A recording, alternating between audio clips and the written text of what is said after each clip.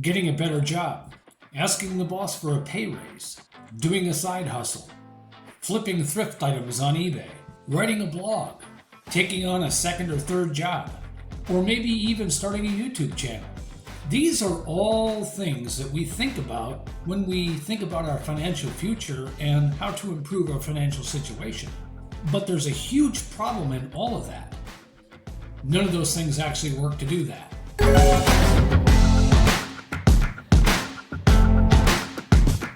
Having more money is going to give you more opportunity to have more money, buy more things, and maybe have a better house, maybe eat better food, or be able to go out more often, or take more vacations. All of that is true. But the reality is that what the key is understanding money, how you think about money, the money mindset. Like I've said a million times over and over again, it's not how much you make, it's what you do with what you make that matters. And so, you give a guy $30,000 a year or you give him $50,000 a year. It doesn't change the outcome. Sure, like I said before, maybe you can do more, have more, buy more. That's certainly true. But what about the future? Look, you can think of money in terms of what it's worth today, or you can think of money in terms of what it'll be worth tomorrow. Now, this doesn't mean that I'm saying that you should live like a pauper and never be able to do anything, never have any fun, never have nice things. I'm just saying that if you think of money in terms of what it will be worth tomorrow, then your future will be better.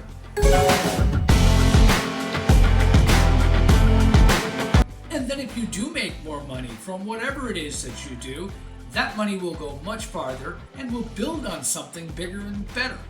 I mean, think about it. Life is somewhat of a rat race.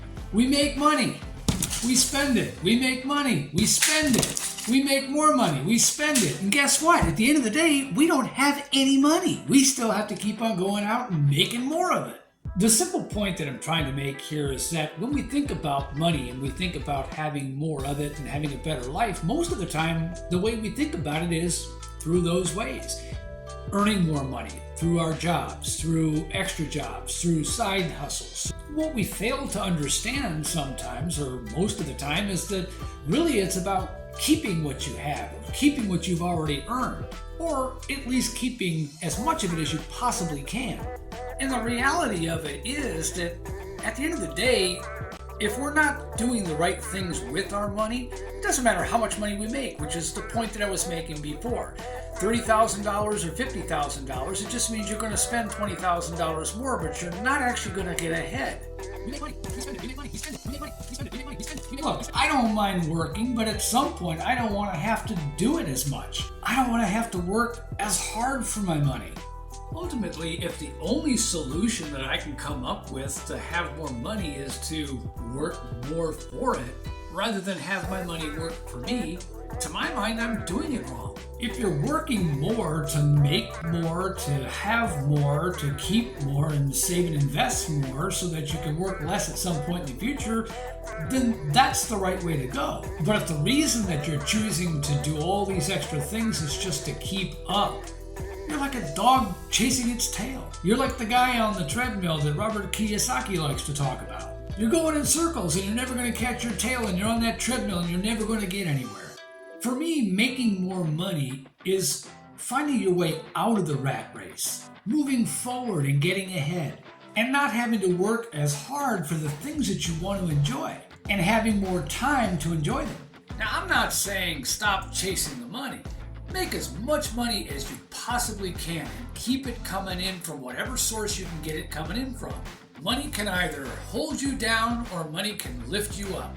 It all depends on what you do with it. It all depends on how you think about it. You can either be a slave to your money, or you can allow your money to get you out. The bottom line is that so often when we think of money as a solution to a problem.